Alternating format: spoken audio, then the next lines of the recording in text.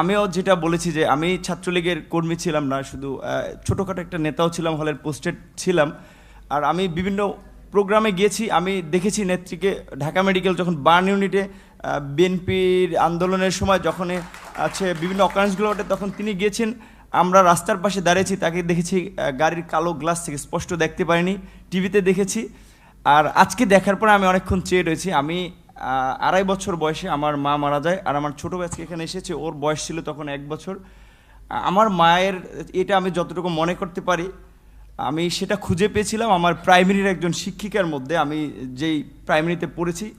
আর আজকে আমি মাননীয় প্রধানমন্ত্রী এতদিন টিভিতে আমি ওভাবে দেখতে পারিনি, কিন্তু আজকে দেখে আসলে আমার আমার মনে হয়েছে যে তার মধ্যে আমার মায়ের চেহারাটা আমি কিছুটা দেখতে পেয়েছি, এরকম একটা জিনিস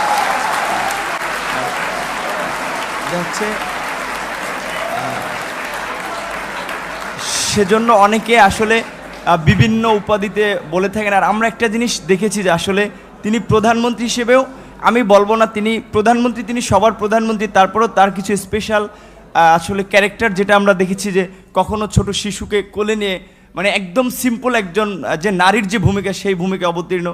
আবার যখন দেখেছি আন্দোলন সংগ্রামে মানে তার শুনেছি ওই সময়ের তার সেই মানে ছাত্র রাজনীতি থেকে উঠে এসেছে, তার কৃতিত্বের কথা আমরা শুনেছি। আর বঙ্গবন্ধুর কথা তো এটি আসলে তো শুধু আমরা না, সারা বিশ্বের মানুষ জানে। আর তার সুযোগ্য কন্যা যদিও শেখ রেহেনা আপা আমরা রয়েছে, কিন্তু এটি তো আমরা মানে সবার মধ্যে সব গুণ এককভাবে থাকে না, কিন্তু আপা আমরা মনে করি যে আসলে যেটা বঙ্গবন্ধুর মধ্যে অনেকে বলে যেটা ছিল তার পুরোটা মনে হয় যে আমাদের নেত্রী পেয়েছেন। আমার আপার প্রতি অনুরোধ থাকবে যে আসলে অনেকে যেটা আমি আপা বলতে চাইনি, কারণ আমি আসলে মানে মায়ের ওই জায়গাটাকে তাকে দেখতে চেয়েছিলাম, কিন্তু সবাই ছাত্রলীগ আমিও যেতে করেছি সবাই আপা আপা বলে, এই জন্য আমার মুখ থেকে ঘটনাটা বের হয়েছে যে আমার ছাত্রলীগের ভাই বন্ধুরাও কেন যেন আমাকে আসলে জামাত শিবির বানানোর জন্য তারা খুব একটি অপপ্রচার করেছিল তাদের ছাত্রলীগের এতগুলো এরকম একটা পোস্টে থাকা অবস্থায়। আর আপনারা দেখেছেন যে আমার পরিবারের আমি আশা করি যে মাননীয় প্রধানমন্ত্রীর কাছে আমার পরিবারের সকলের মোটামুটি একটা তথ্য আছে, সেখানে দেখেছেন যে আমার পরিবার আসলে মানে পুরো পরিবারে ছিল আওয়ামী ব্যাকগ্রাউন্ডের। কিন্তু আসলে আমি অনেক কথাই বলতে চেয়েছিলাম, কিন্তু আবেগ ভালোবাসায় অনেক কিছুই ভুলে যাচ্ছি। জয় বাংলা, জয় বঙ্গবন্ধু। আর আমি প্রধানমন্ত্রীর অনেকটা প্রোটোকল, এই কারণে আমি অনেকটা আমার একটু ইচ্ছা ছিল যে বঙ্গবন্ধু শেখ মুজিবুর রহমানকে কখনো তো দেখিনি, তার কথা শুনেছি। আর তার গান যেটি আমি ক্লাস 5-এ একটা গান খুব ভালো লেগেছিল, আমাদের স্কুলের মাঠে মুক্তিযোদ্ধা সংসদ সন্তান কমান্ডের আয়োজনে একটা প্রোগ্রাম ছিল, ওখানে এরকম একটা গান ছিল, যদি রাত পোহালে শোনা যেত বঙ্গবন্ধু মরেনি, তাহলে আমরা পেতাম জাতির পিতা বিশ্ব পেত মহান নেতা, এরকম একটি গান। আর বঙ্গবন্ধুর প্রেমে তো সবাই পড়েছে।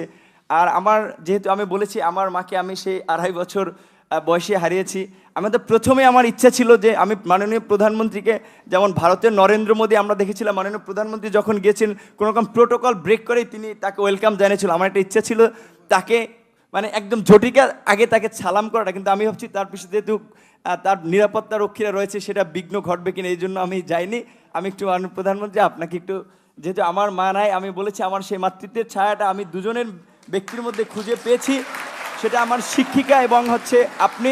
আমি একটু আপনাকে সালাম করতে চাই।